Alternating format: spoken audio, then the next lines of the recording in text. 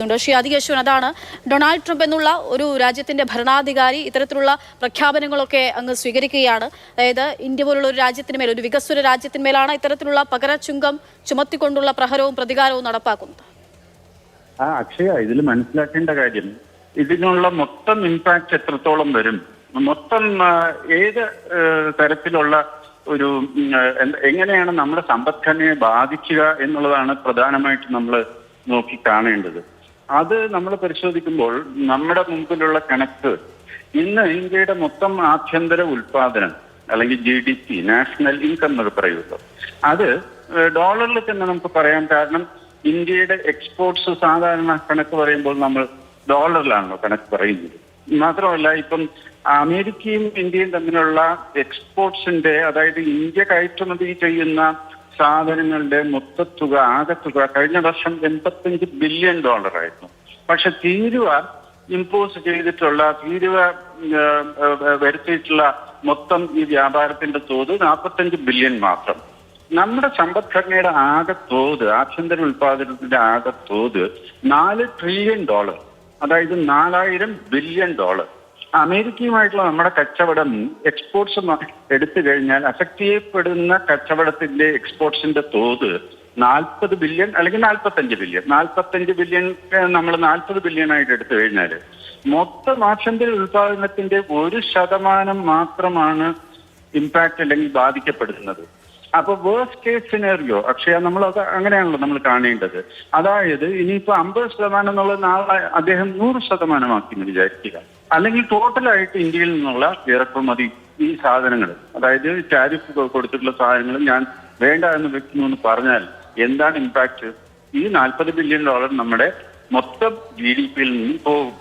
ഈ $40 ബില്യൺ നമുക്ക് ഈ ആഭ്യന്തര ഉൽപാദനത്തില് കൂട്ടിക്കൊണ്ട് നമ്മുടെ ഈ ഇന്ത്യക്കകത്ത് നടക്കുന്ന ഇക്കണോമിക് ആക്ടിവിറ്റി, സാമ്പത്തിക ഇടപാടുകൾ, മാനുഫാക്ചറിങ്, സർവീസസ്, ഇതിന്റെയൊക്കെ തോത് കൂട്ടിക്കഴിഞ്ഞാൽ നമുക്ക് നേരിടാൻ പറ്റുന്ന ഒരു തുക തന്നെയാണ് ഈ ഇന്ത്യ US അങ്ങനെ ആയിരിക്കുമോ ഇന്ത്യ ചെയ്യാൻ പോകുന്നത്? അതായത് ഇവിടെ ഇപ്പോൾ നേരത്തെയൊക്കെ ഇതുമായി ബന്ധപ്പെട്ട ആളുകളൊക്കെ പ്രതികരിച്ചപ്പോൾ ഇന്ത്യയും അമേരിക്കയുമായി നമ്മൾ ഈ ഫ്രണ്ട് എന്ന് പറഞ്ഞുകൊണ്ട് ട്രംപും മോദിയും പരസ്പരം അഭിസംബോധന ചെയ്യുമ്പോഴൊക്കെ അത് നമ്മുടെ നയതന്ത്ര രംഗത്ത് ഏതെങ്കിലും തരത്തിലുള്ള വിജയമായി അല്ലെങ്കിൽ അതിലൊരു മാറ്റം ഉണ്ടാകാൻ സാധ്യമാകുമെന്നുള്ള പ്രതീക്ഷയിൽ നിൽക്കുമ്പോഴാണ്, അതുകൊണ്ട് തന്നെയാണ് ഈ ചോദ്യങ്ങൾ അല്ലെങ്കിൽ ഈ വിഷയം വരുമ്പോൾ നമ്മൾ ആവർത്തിച്ച് ഫ്രണ്ട് എന്നുള്ള കാര്യമൊക്കെ പറയുകയും ചെയ്യുന്നത്. അപ്പോൾ ഇനി ഇന്ത്യ ഇത്തരത്തിലായിരിക്കും ഒരു ആഭ്യന്തരമായിട്ടുള്ള ഉൽപാദനത്തിലേക്കായിരിക്കും ഇന്ത്യ കടക്കുക, അതോ ഇതിനെ ഒരു എങ്ങനെയായിരിക്കാം ഇതിനെ മറികടക്കാൻ തീരുമാനിക്കുക? അമേരിക്കൻ സംഘം ഇന്ത്യയിലേക്ക് എത്തുന്നു എന്നുള്ള വിവരങ്ങളൊക്കെ വരികയും ചെയ്യുന്നുണ്ട്.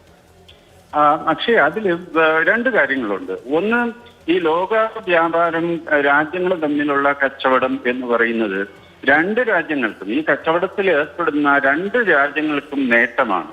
അല്ല, സാധാരണ കച്ചവടം നടക്കുമ്പോൾ ഈ ഒരു ടാരിഫ് അക്സെപ്റ്റബിൾ ആയിട്ടുള്ള സ്വീകാര്യമായ തീരുവയുടെ അടിസ്ഥാനത്തിൽ ലോകത്തിലെ ഏതെങ്കിലും രണ്ട് രാജ്യങ്ങൾ തമ്മിൽ വ്യാപാരം നടക്കുകയാണെന്നുണ്ടെങ്കിൽ അത് രണ്ട് രാജ്യത്തിനും മെച്ചമുണ്ടാക്കും. ഇനി അഥവാ അക്സെപ്റ്റബിൾ അല്ലാത്ത, ഇതേപോലെ 50-100% എന്നുള്ള തീരുവ ചുമത്തിക്കഴിഞ്ഞാൽ അത് രണ്ട് രാജ്യങ്ങൾക്കും ദോഷകരമാവും. അതായത് ഇതിൽ ഇംഗ്ലീഷിൽ നമ്മൾ വിൻ വിൻ, രണ്ടുപേരും അഡ്ജസ്റ്റ് ചെയ്ത് അക്സെപ്റ്റ് ചെയ്ത് ഒരു രീതിയിൽ മുൻപോട്ട് പോവുകയാണെന്നുണ്ടെങ്കിൽ ഈ കച്ചവടം കൊണ്ട് രണ്ടുപേർക്കും നേട്ടമുണ്ടാകും, വിൻ വിൻ. ഇനി സ്വീകാര്യമല്ലാത്ത രീതിയിലാണ് കച്ചവടം നടക്കുന്നതെങ്കിൽ രണ്ടുപേർക്കും നഷ്ടം, ലൂസ് ലൂസ്.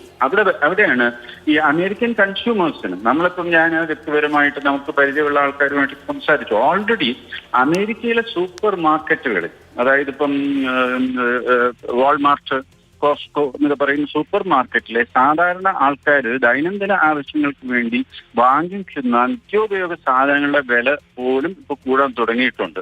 ഇപ്പം മുട്ടയുടെ വില, അല്ലെങ്കിൽ പാലിന്റെ വില, അല്ലെങ്കിൽ ചോക്ലേറ്റിന്റെ വില, ഇതെല്ലാം ചെറുതായിട്ടെങ്കിലും കൂടിയിട്ടുണ്ട്. ഈ തീരുവയുടെ യുദ്ധം വ്യാപകമായി ലോകരാജ്യങ്ങളെ എല്ലാം ബാധിക്കുമ്പോൾ അമേരിക്കൻ ഉപഭോഗ വർഗത്തിന് ഇത് വളരെയധികം താങ്ങാവുന്നതിലും കൂടുതലായിട്ടുള്ള ഒരു ഇൻഫ്ലേഷണറി ഇമ്പാക്ട് അല്ലെങ്കിൽ ഈ വില വർധനവിന്റെ ഒരു സാഹചര്യം അവിടെ ഉണ്ടാകും. അപ്പോൾ ഡൊമസ്റ്റിക് ആയിട്ട് ആഭ്യന്തര തലത്തില് ഇത് ധാരാളം പ്രശ്നങ്ങൾ അവിടെ ഉണ്ടാക്കും. ഇനി മറു സൈഡില് അവിടെയാണ് ഒരു കാര്യം കൂടി ഞാൻ പറയാം. ഇനി അഥവാ ഇതിപ്പോ 50%, ഈ 50% എന്ന് കേൾക്കുമ്പോൾ വേറൊരു കാര്യം നമ്മൾ മനസ്സിലാക്കേണ്ടത്, 50%-ന്റെയും ഇമ്പാക്ട് മൊത്തമായിട്ട് നമ്മുടെ സമ്പദ്ഘടനയിലോ ഇതിൽ ഉൾപ്പെട്ടിരിക്കുന്ന എക്സ്പോർട്ടേഴ്സിന്റെ പുറത്തോ വരുന്നില്ല. ഇതും മറ്റുള്ള രാജ്യങ്ങൾ തമ്മിലുള്ള അന്തരം മാത്രം. ഇപ്പൊ ബ്രസീലുമായിട്ട് എടുക്കുകയാണെങ്കിൽ ബ്രസീലിന്റെ ടാരിഫും 50%. അപ്പൊ നമ്മുടെ ഒരു മാനുഫാക്ചറിംഗ് എന്തെങ്കിലും ഒരു എക്സ്പോർട്ട് ചെയ്യുന്ന ഒരു സാധനം, അതേ സാധനം ബ്രസീലിൽ എക്സ്പോർട്ട് ചെയ്യണമെന്നുണ്ടെങ്കിൽ നമുക്കും ബ്രസീലിനും വ്യത്യാസമില്ല. അപ്പൊ ശരി ആദികേശവൻ അദ്ദേഹമാണ് പ്രതികരിച്ചത്.